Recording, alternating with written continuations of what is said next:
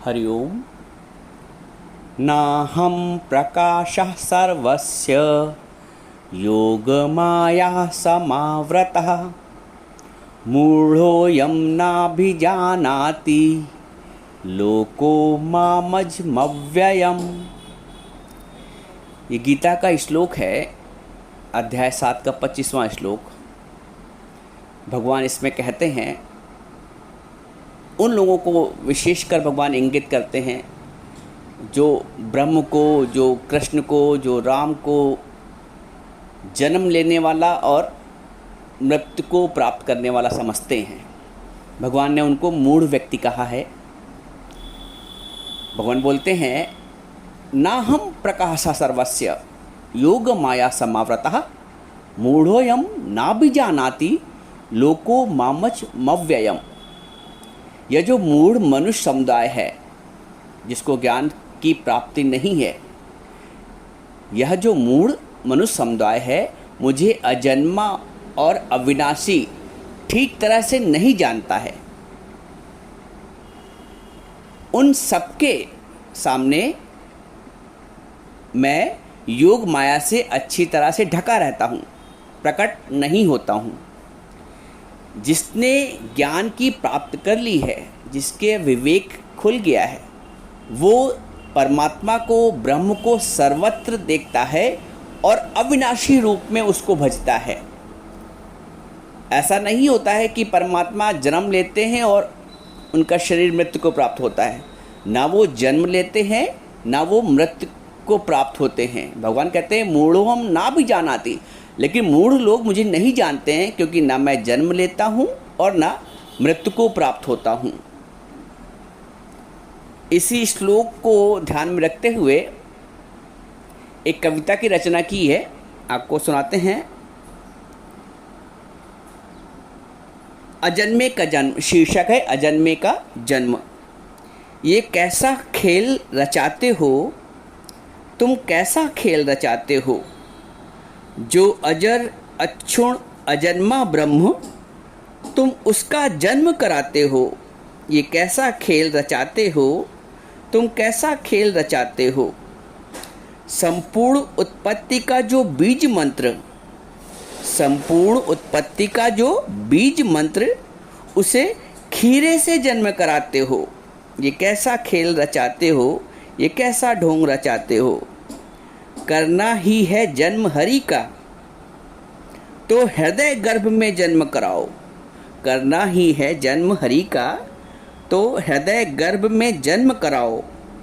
हृदय गर्भ में जन्मे कान्हा अंतर मन बस जाते हैं।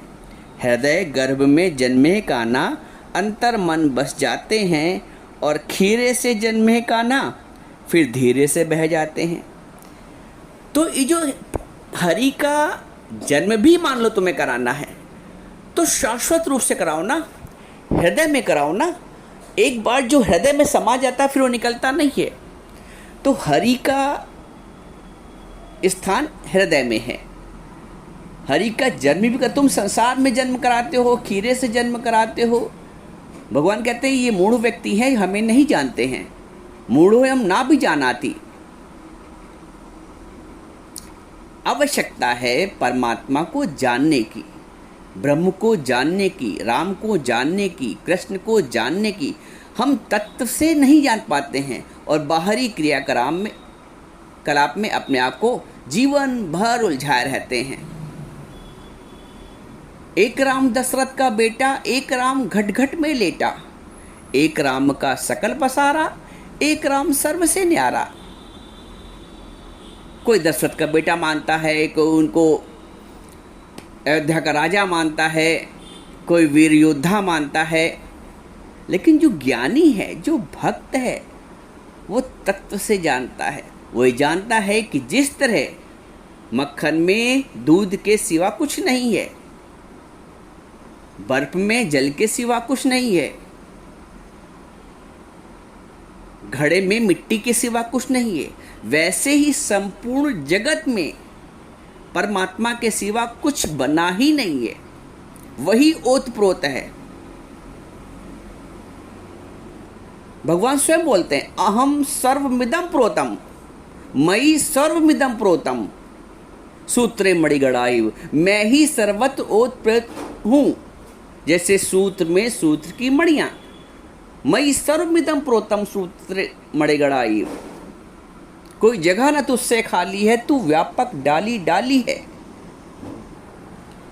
भगवान बोलते हैं मैं अजन्मा और अविनाशी हूँ, अर्थात जन्म और मरण से रहित हूँ। ऐसा होने पर भी मैं प्रकट और अंतर्धान होने की लीला करता हूँ, अर्थात जब मैं अवतार लेता हूँ तब अजन्मा रहता हुआ हुई अवतार लेता हूँ। ऐसा नहीं कि अवतार लेते हुए वो जन्म लेते हैं गर्भ से। जब मैं अवतार लेता हूँ तो अजन्मा रहते हुए अवतार लेता हूँ और अव्यय आत्मा रहता हुआ ही अंतर्धान हो जाता हूँ। जैसे सूर्य, जैसे कि सूर्य भगवान उदय होते हैं तो हमारे सामने आ जाते हैं और अस्त होते हैं तो हमारे नेत्रों से ओझल हो जाते हैं, छिप जाते हैं। सूर्य कहीं जाते नहीं हैं। ऐसे ही भगवान कहते हैं मैं केवल प्रकट और अंतर्धान होने की लीला करता हूँ। जो मेरे को इस प्रकार जन्म मरण से रहित मानते हैं वे तो असमूढ़ हैं, यानी कि वो ज्ञानी हैं। परंतु जो मेरे को साधारण प्राणियों की तरह जन्मने और मरने वाला मानते हैं वे मूढ़ हैं। अच्छा, एक बात और, भगवान को अजन्मा अविनाशी ना मानने में कारण है कि इस मनुष्य का भगवान के साथ जो स्वतः अपनापन है उसको भूलकर इसने शरीर को अपना मान लिया है कि यह शरीर ही मैं हूँ और ये शरीर मेरा है। इसलिए उसके सामने पर्दा आ गया जिससे वह भगवान को भी अपने समान ही जन्मने और मरने वाला समझने लगा। जो मूढ़ व्यक्ति है, मैं सबकी बात नहीं कर रहा हूँ, जो मूढ़ व्यक्ति है, मूढ़ मनुष्य, भगवान कहते हैं मूढ़ मनुष्य मेरे को अजन्मा और अविनाशी नहीं जानते हैं। उनके ना जानने के दो कारण हैं, अब कारण भी बता रहे हैं। एक तो मेरा योग माया से छिपा रहना और दूसरा उनकी मूढ़ता। जैसे किसी शहर में किसी का एक घर है और वह अपने घर में बंद है तथा शहर के सब घर शहर की चार दीवारी में बंद हैं।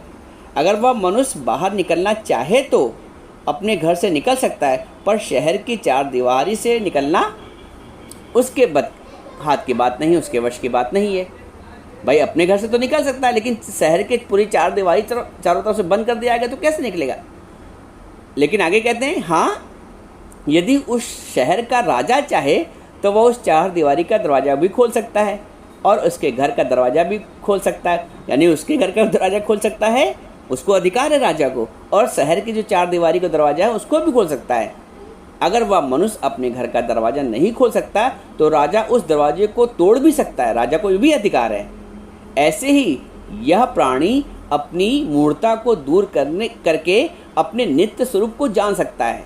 मूर्ता के दरवाजे को तोड़ करके अपने नित्य स्वरूप को जान सकता है, परंतु सर्वथा भगवत तत्व का बोध तो भगवान की कृपा से हो सकता है।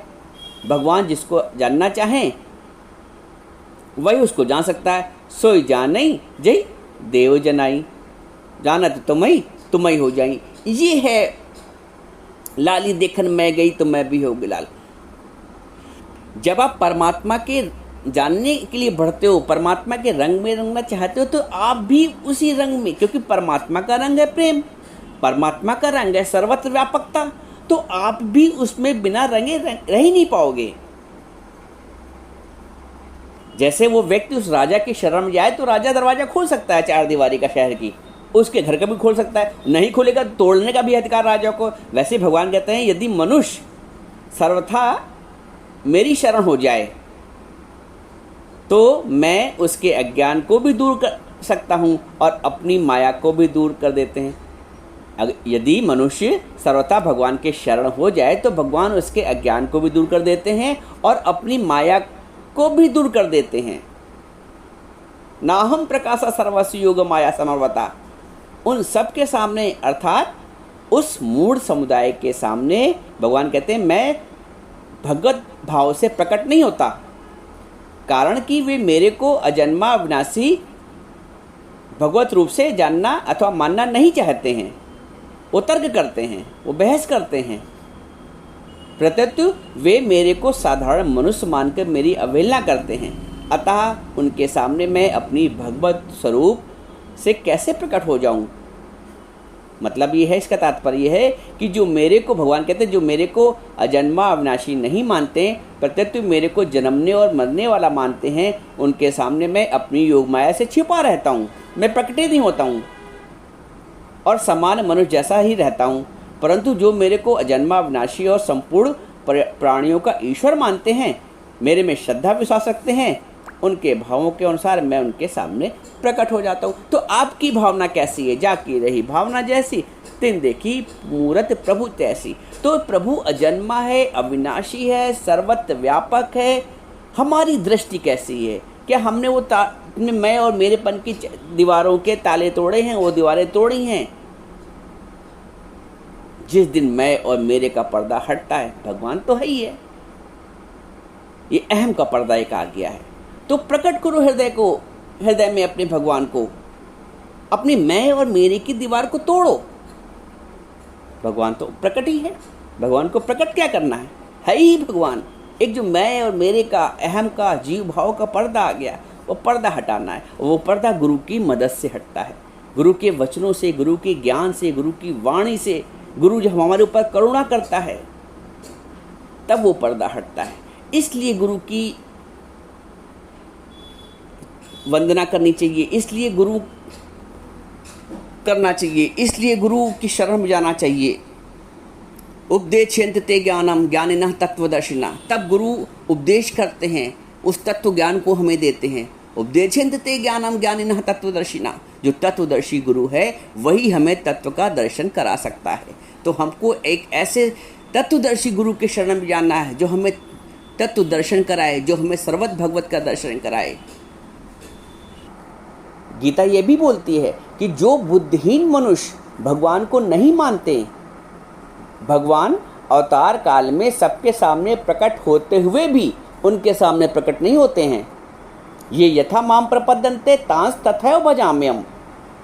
वास्तव में भगवान अब प्रकट रहना चाहते नहीं, पर जो उनको नहीं मानते उनके सामने वो कैसे प्रकट हो सकते हैं? आप चाहो तो। कौन कहता है भगवान आते नहीं, प्रेम से उन्हें तुम बुलाते नहीं? बोलते हैं कि अवतार काल में भगवान लौकिक रूप में दिखने पर भी वास्तव में सदा अलौकिक ही रहते हैं। जैसे हमारे गुरु, वो देखने में तो लौकिक दिख रहे हैं लेकिन वो है अलौकिक। भगवान भी रूप में आता है ना किसी किसी। आज गुरु हमको ब्रह्म ज्ञान, हमें तत्व ज्ञान दे रहा है, हमें संसार के बंधन से मुक्त करा रहा है, वो भगवान के सिवा कौन हो सकता है? भगवान ही तो भेष रख के आया है, भगवान ने तो गुरु के रूप में करुणा की है हमारे ऊपर। तो बोलते हैं कि लौकिक रूप में रहते पर भी वो सदा अलौकिक रहते हैं। भगवान ने आगे के श्लोक में ये भी कहा है कि हे अर्जुन, जो प्राणी भूतकाल में हो चुके हैं, जो प्राणी भूतकाल में हो चुके हैं तथा जो वर्तमान में हैं और जो भविष्य में होंगे, उन सब प्राणियों को मैं तो जानता हूँ, परंतु मुझे मेरे भक्त के सिवाय कोई नहीं जानता है। यानी भगवान को भक्त ही जानता है। भक्त बनकर ही आप भगवान को जान सकते हैं। तो आवश्यकता है भक्त बनने की, आवश्यकता है प्रेमी बनने की। प्रेमी तभी बन पाओगे जब मैं का अहंकार खत्म होगा। भक्त तभी बन पाओगे जब मैंपन से ऊपर उठोगे, क्योंकि भगवान को मैं तो प्यारा नहीं, भगवान को अहंकार तो प्यारा नहीं।